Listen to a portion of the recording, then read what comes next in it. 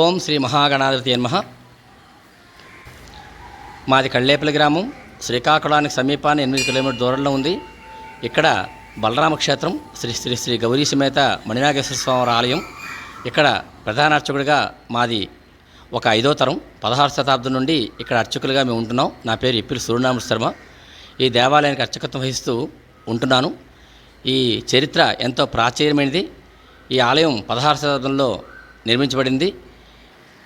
ఇది కళ్ళేపల్లి గ్రామం, శ్రీకాకుళం జిల్లాలో ఉంది. మా గ్రామంలో వెలిసినటువంటి శ్రీ శ్రీ శ్రీ గౌరీ సమేత మణినాగేశ్వర స్వామివారు ద్వాపరయుగాంతంలో శ్రీ బలరామునిచే నాగావళి నదీ తీరంలో ప్రతిష్ఠించబడిన పంచలింగముల్లో చివరిది. ఇక్కడ శివలింగం అర్ధనారీశ్వరం, ముందు భాగం శివునిగా, వెనుక భాగం గౌరీదేవిగా అర్ధనారీశ్వర తత్వంతో పశ్చిమాముఖం కలిగి నాగావళి నది సముద్రంలో కలిసే ప్రాంతాన్ని చూస్తున్నట్లుగా పడమరముఖంగా బలరామునిచే ప్రతిష్ఠించబడింది. ద్వాపరయుగాంతంలో పాండవులకి కౌరవులకి మధ్య యుద్ధం జరిగే సమయంలో ఆ యుద్ధ బీభత్సాన్ని చూడలేక బలరాముడు పాటలీవనం అనే ఒక అడవికి తపస్సు చేసుకున్నట్టుకి, శివుని గురించి తపస్సు చేసుకోవడానికి బయలుదేరి వెళ్ళిపోతాడన్నమాట.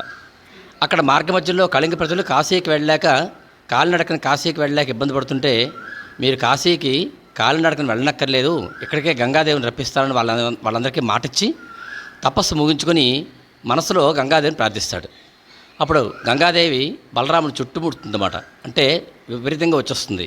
తల్లి, నాకు పురుషుడి గంగ చాలు, పరమేశ్వరుని తపస్సు దారిపడిని నేను మనస్ఫూర్తిగా కోరుకున్నాను అంటే, అప్పుడు ఆమె అంటుంది, నన్ను సాగరంలో చేర్చమని చెప్తుందన్నమాట ఆవిడ. అప్పుడు తన ఆయుధం నాగలతో సాగరానికి తోవ చూపెడతాడు. ఆ తోవ వెంబడి నాగావళి నదీమ తల్లి బలరాముని వెంబడిస్తూ వస్తుంటుంది. కొంత దూరం వచ్చాక నదీమ తల్లి వస్తున్నదో లేదని వెనక్కి తిరిగి చూస్తాడు. ఆవిడికి కొద్దిగా ఆగ్రహించి అంతర్ధానం అయిపోతుంది. ఆ నేరానికి గాను అదే నాగేటు చాలు ఒడ్డుని 5 లింగాలని ప్రతిష్ఠించాడని చరిత్ర. అవి ప్రతిష్ఠించిన తర్వాత, ఆ పంచలింగాల్ని ప్రతిష్ఠించిన తర్వాత నాగావళి నది యథాతథంగా సముద్ర గర్భంలో చేరుతుంది.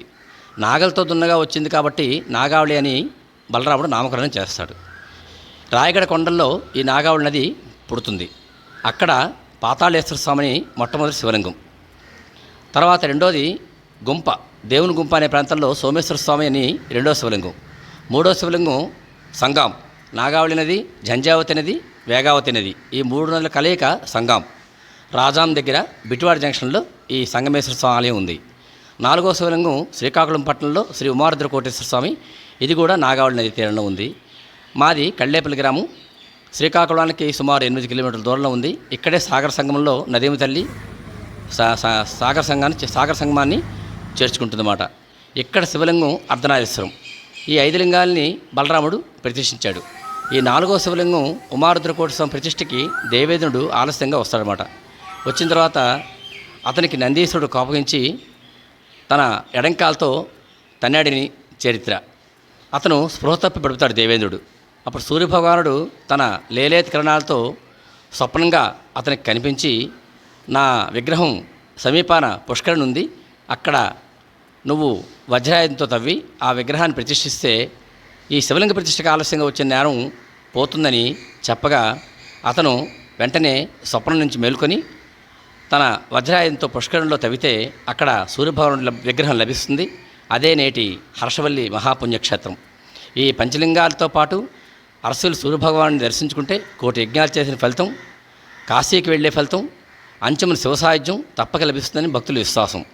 ఇక్కడికి కార్తీక మాసం, శివరాత్రి, మహాపర్వదినాల్లో ఇక్కడికి విశేషంగా భక్తులు వస్తుంటారు, సర్పపూజలు చేస్తుంటారు.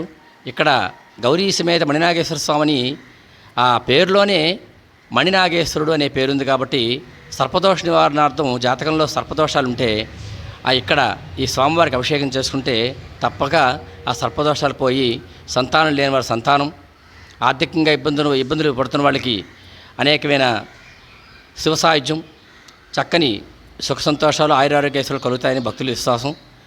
ఇది మహాపుణ్యక్షేత్రం. ఇది కార్తీక మాసం మహాశివరాత్రే కాకుండా ప్రతి మహాశివరాత్రి నాడు ఆరాధిస్తే ఎంతో విశేషణ పుణ్యం లభిస్తుంది.